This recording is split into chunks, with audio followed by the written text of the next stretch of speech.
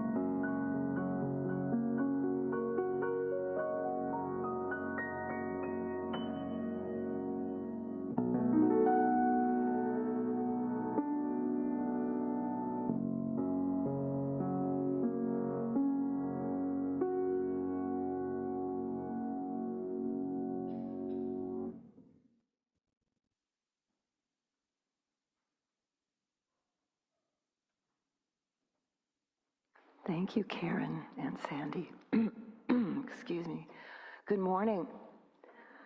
I echo the welcome expressed in the poem that Sandy read to us. You are welcome, whether you're here in this sanctuary or out in our Zoomiverse, you are welcome. It's interesting to note that the author of the poem that Sandy read is Reverend Maria Teresa Gustillo Gallardo Jr. And she, in 2019, she was elected President and Executive Minister of the UU Church of the Philippines. And she thinks she may be the first open, trans, lesbian leader of a denomination not in the Western world. There's an article about her in the UU World archived if you're interested. My name is Mavis Kaufman. I'm honored to serve as worship leader this morning. Again, I want to thank Sandy Welch and Karen Heather and our speaker, Joseph Bednarik. If you've been attending for a while, you've probably heard Joseph. He lives in Port Townsend and comes across the water on the ferry when he's here. He said he really enjoyed the ride this morning. It was beautiful.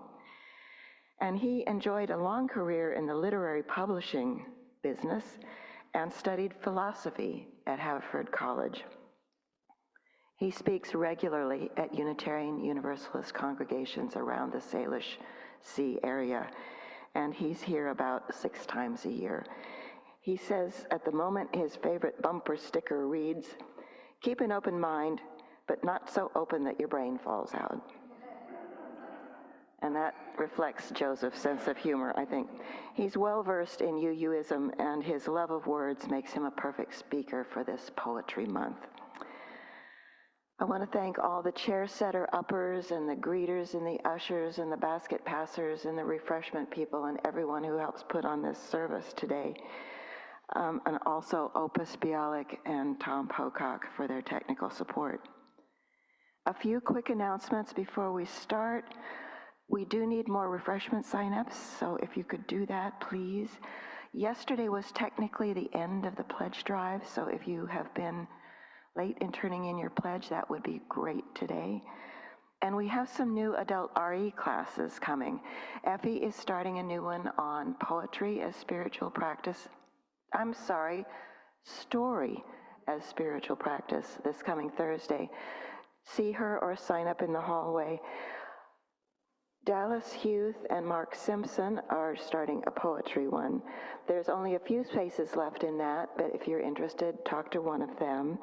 And there's also remind me, John?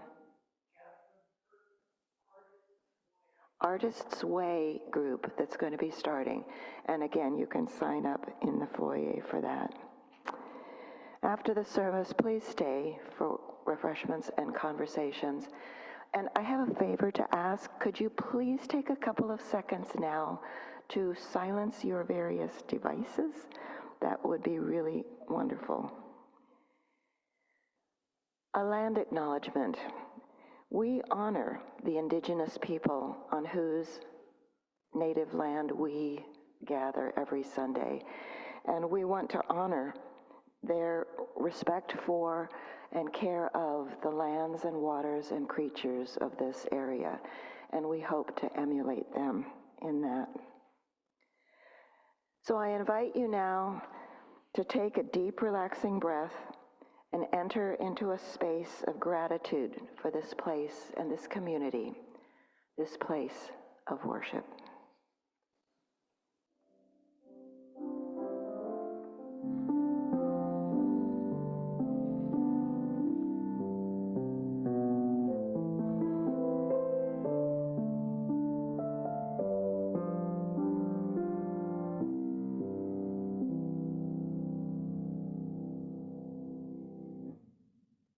The flaming chalice is the symbol of our denomination, and UU congregations around the world light one at the beginning of their services and gatherings.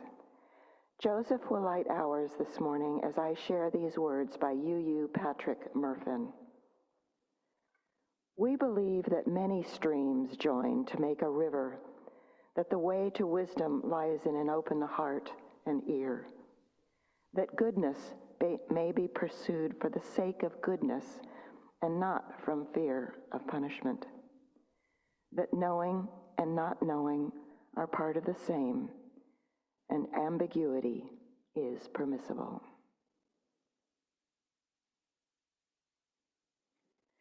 Please rise in body or in spirit and join in speaking our unison affirmation, which is up on our screen, and then remain standing for our first hymn. Love is the spirit of this congregation, and service is its practice. This is our great covenant, to dwell together in peace, to seek truth in love, and to help one another. And our first hymn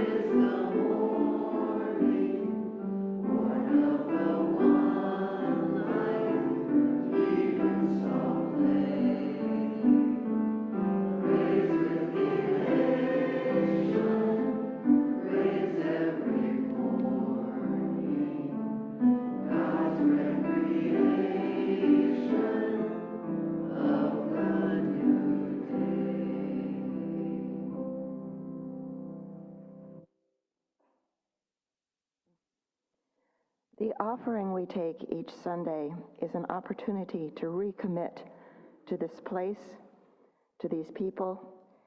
It is as much a ritual as singing together, lighting our chalice, reciting our affirmation, or any other part of our service. It's a reminder of that form of love we call generosity. It is how we show that we believe it's important to worship together, to help our community, and to say yes to the values of our faith. So would our ushers please come forward as we hear again from Karen.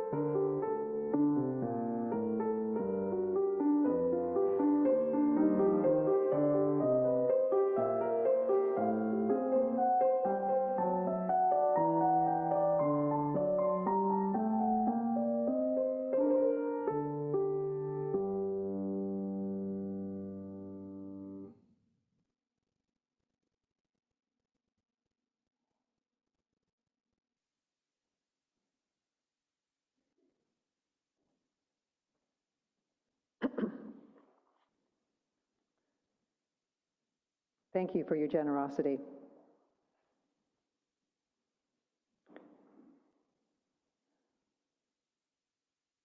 A Blessing by James Wright. Just off the highway to Rochester, Minnesota, twilight bounds softly forth on the grass. And the eyes of those two Indian ponies darken with kindness.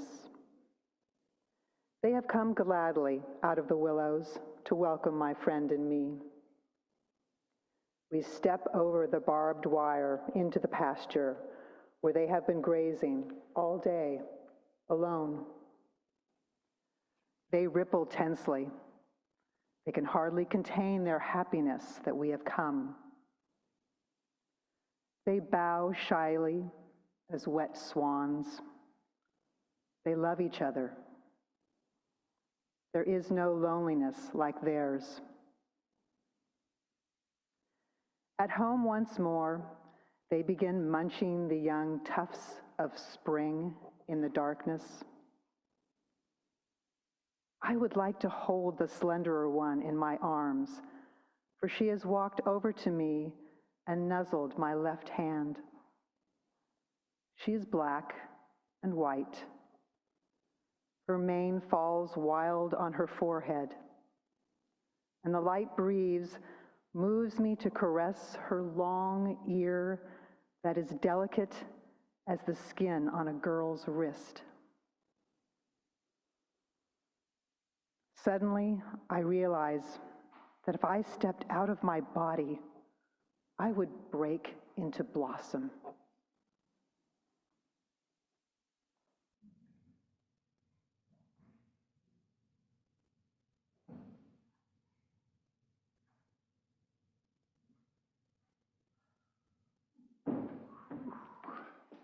Got transfixed there.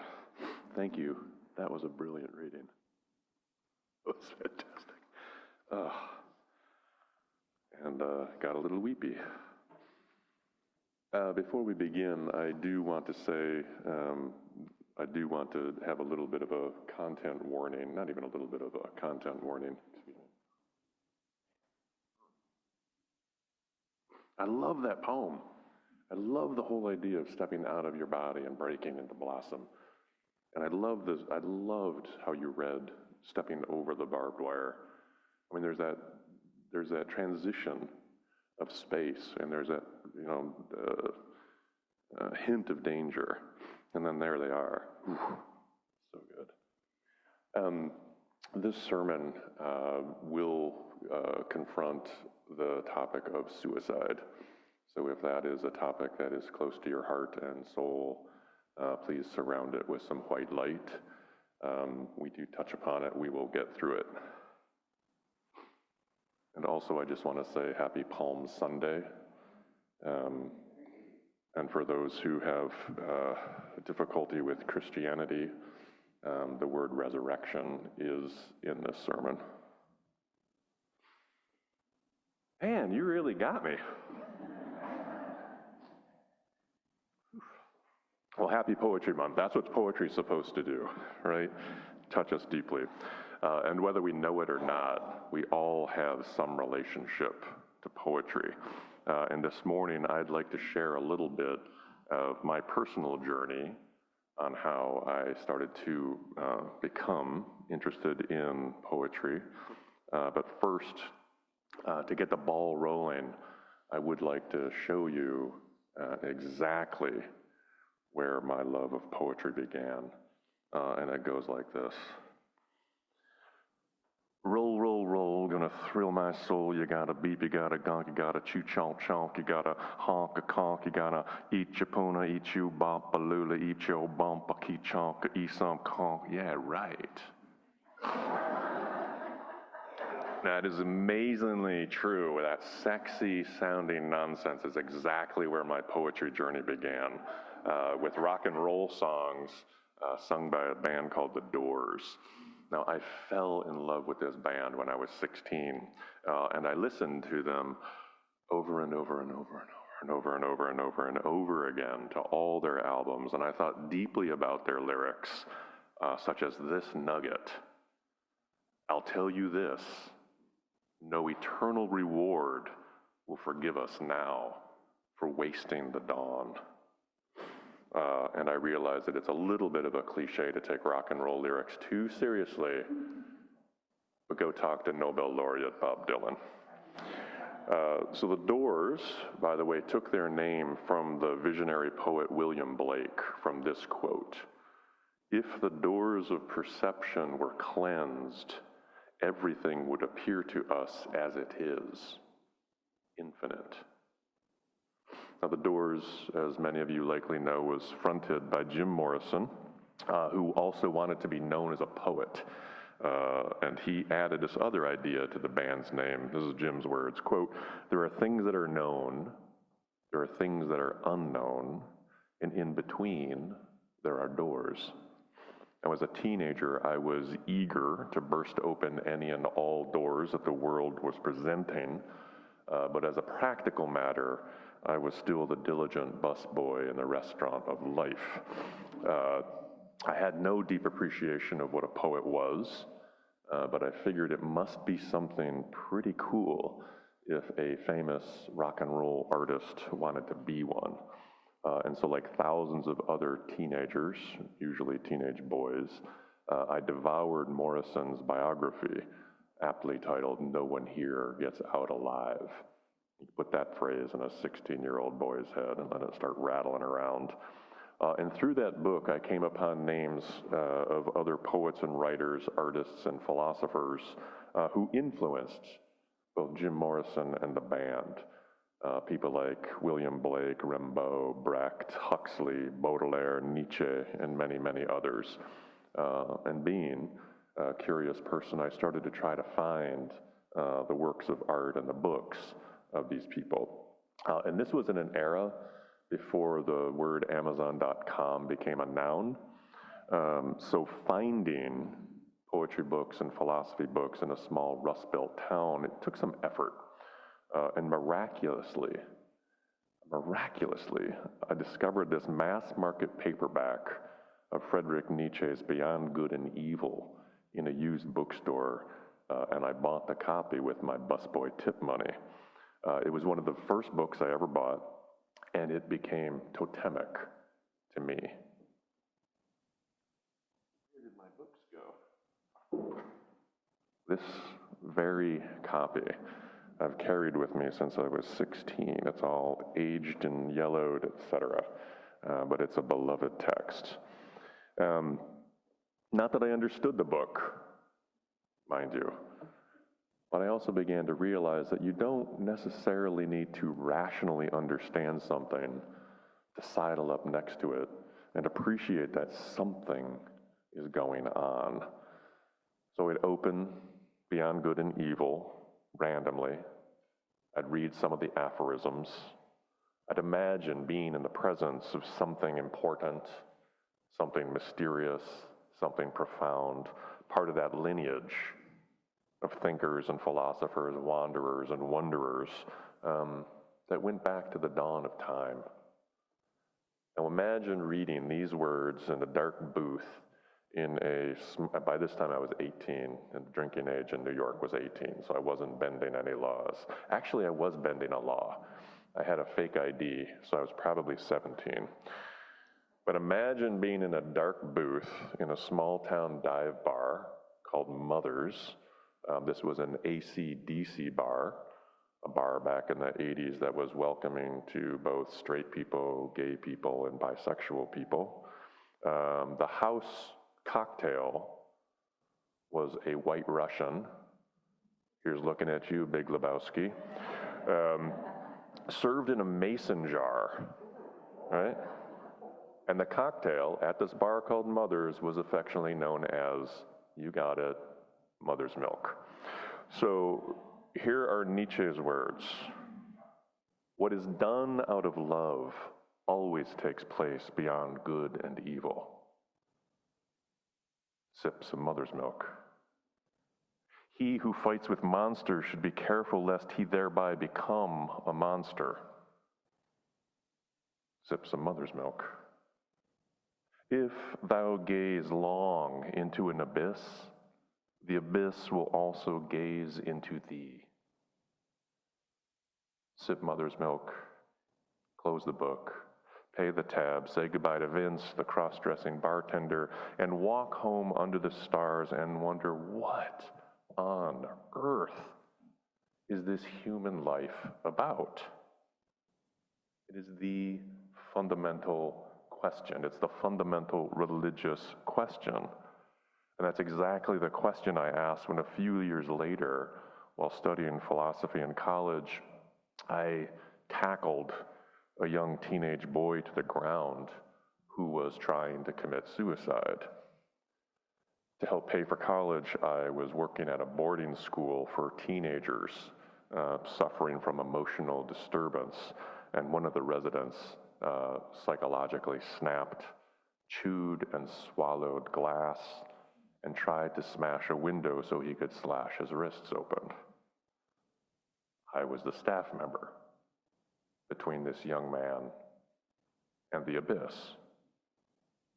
So I tackled him to the ground, I yelled for the nurse, and then I whisper chanted into his ear, "It's gonna be all right, it's gonna be all right, it's gonna be all right, it's gonna be all right."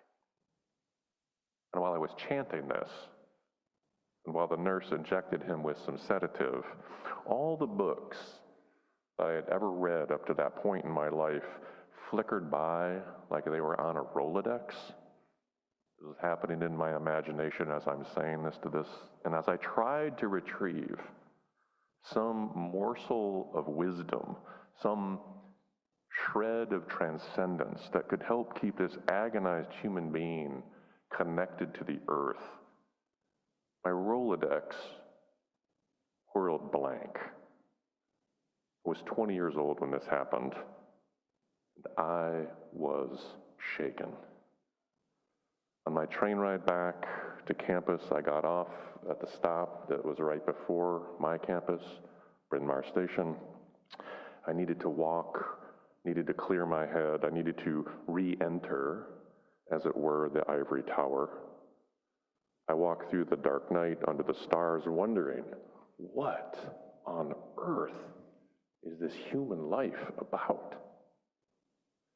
When I got to the staircase of my dorm building, I could hear that there was this party raging on the upper floors. It was Saturday night, after all. We were in college.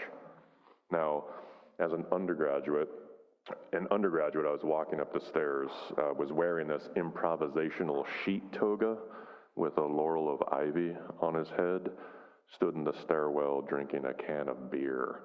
I trudged past him, continued up the stairs, and going from the howling of an agonized human being to the nonchalant partying of a privileged college student was just too much distance for my heart and my mind to travel in a few short hours.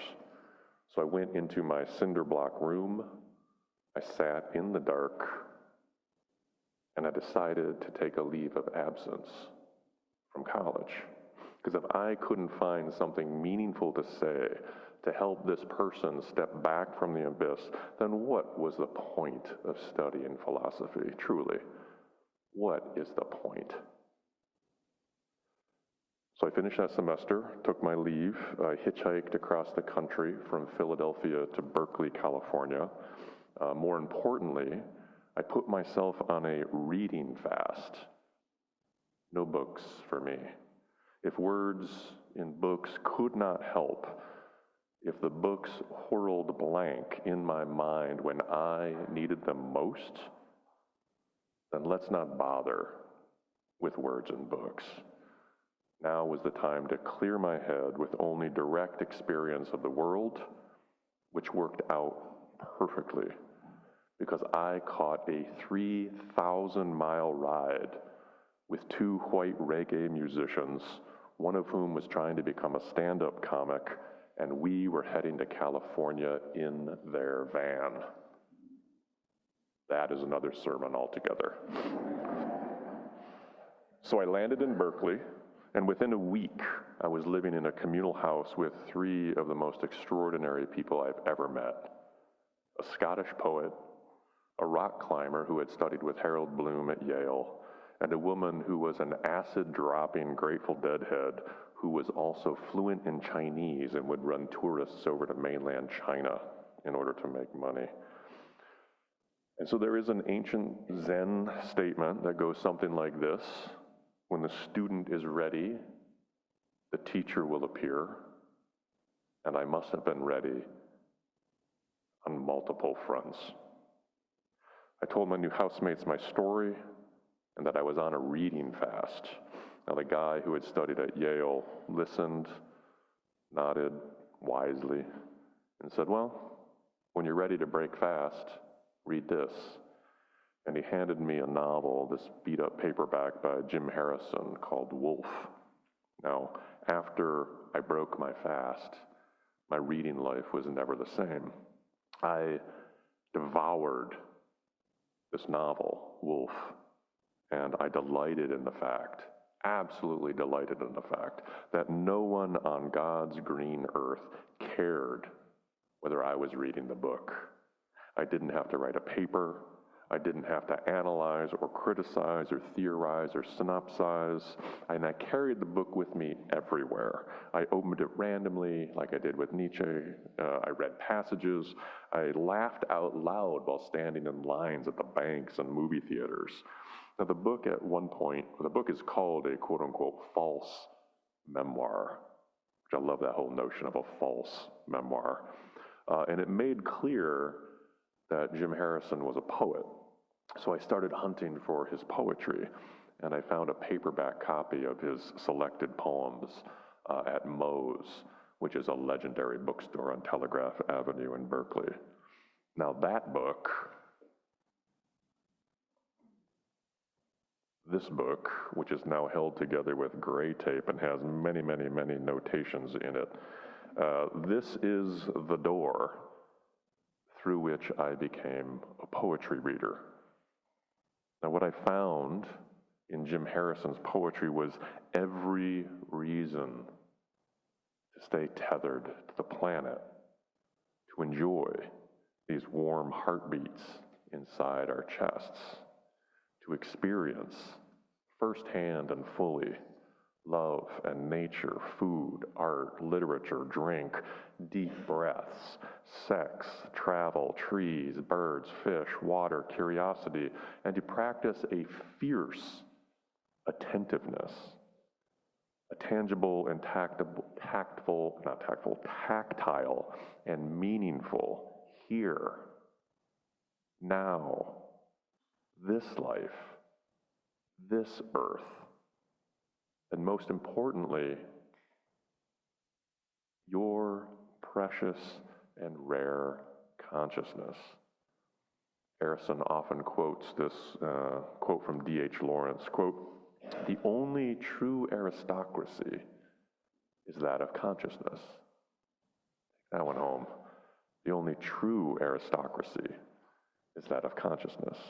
So for me, approaching that state of consciousness is one of the taproots of my religious practice, and poetry, good poetry that speaks to me soulfully, is one of the ways that consciousness gets nourished.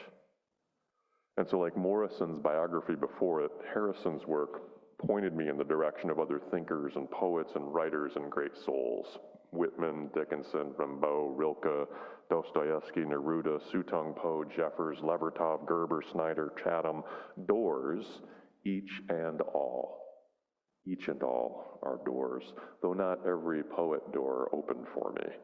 Robinson Jeffers, for example, leaves me cold, no matter how many friends keep telling me to read him deeply, that I'm missing something big time, which is to say, who knows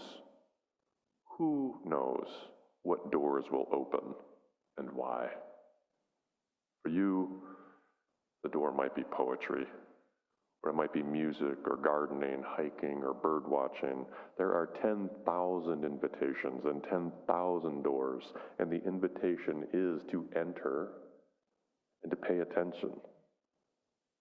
And I just heard this poem the other day on the radio, so consider Rumi's short poem,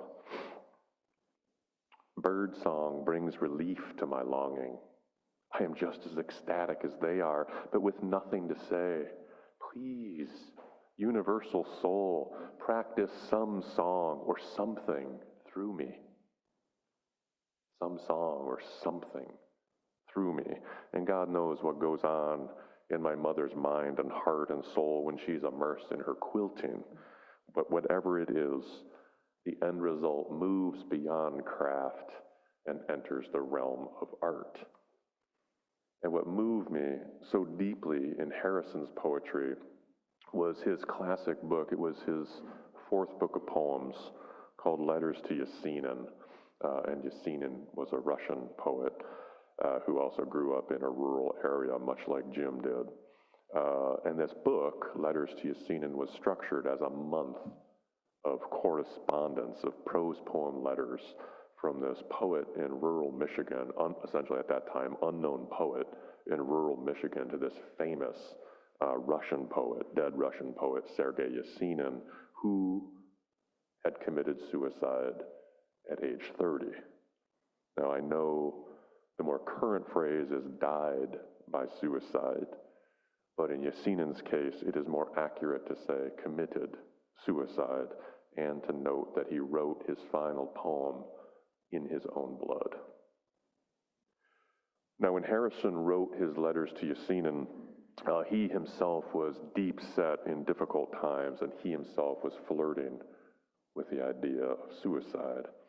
And writing poem after poem, letter after letter to a dead poet literally saved his life. This incredible image at the end of his third letter, quote, "My year-old daughter's red robe hangs from the doorknob, shouting, 'Stop!' And this at the end of his 21st letter, 'How is it being dead? And would I like it? Should I put it off for a little while?' And it's a devastating book. If you ever choose to read that book, pack a bunch of emotional space. And here is Harrison in the concluding poem speaking directly to the dead Yesenin. "You didn't die with the dignity of an animal. Today, you make me want to tie myself to a tree, stake my feet to earth herself so I can't get away. It didn't come as a burning bush or a pillar of light, but I have decided to stay. I've decided to stay." This, of course, is the absolutely critical step from the lip of the abyss, to consciously decide to stay. And it is also a coherent response to the French existentialist Albert Camus, who opens his essay, The Myth of Sisyphus, with these provocative sentences, quote, "There is only one truly serious philosophical problem, and that is suicide. Judging whether life is or is not worth living amounts to answering the fundamental question of philosophy. I've decided to stay." And if you've decided to stay, which we all have, and you've decided to join the aristocracy of consciousness, then you may as well decide to live as well as you possibly can, and to live as deeply as you possibly can. For me, poetry and art help me do that. And it's interesting to think about this sermon, given the political times we're in. I was reminded of a quote from the singer-songwriter Phil Oakes. "In such ugly times, beauty is the true protest."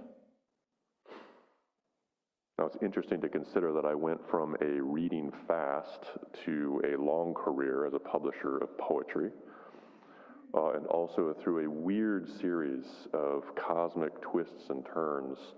I was blessed to work closely with Jim Harrison as his editor for his final 6 books of poetry.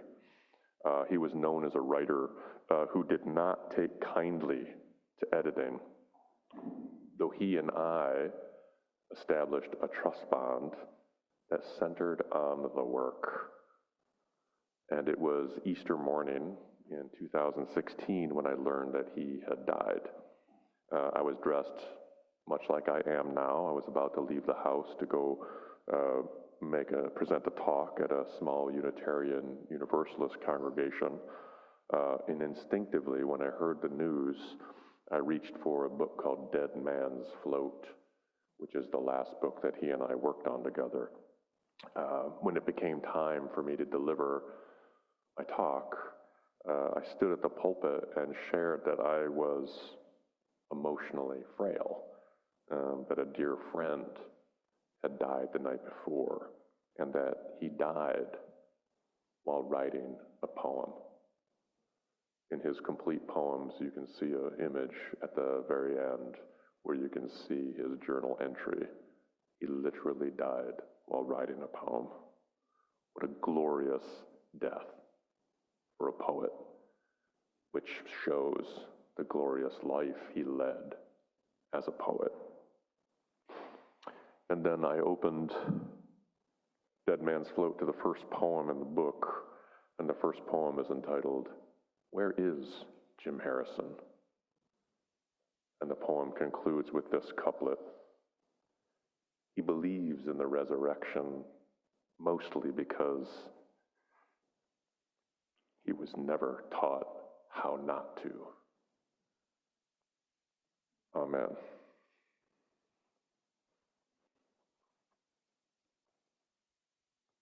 Thank you very much for your forbearance while I blew my nose. Manage my snot.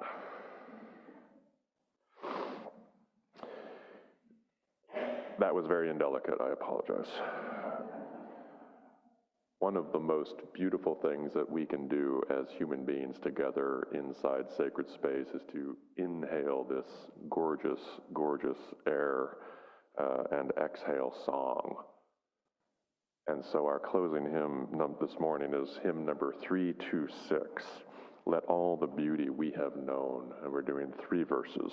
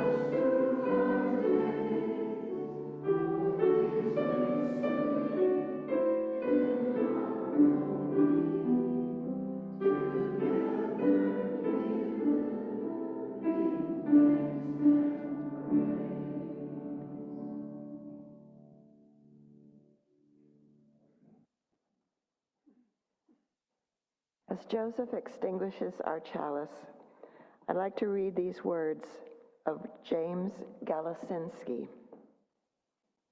Our faith, like a light, illuminates the path before us so that we can face hurt with love, cultivate compassion, live humbly in community, and confront despair with the awe of life.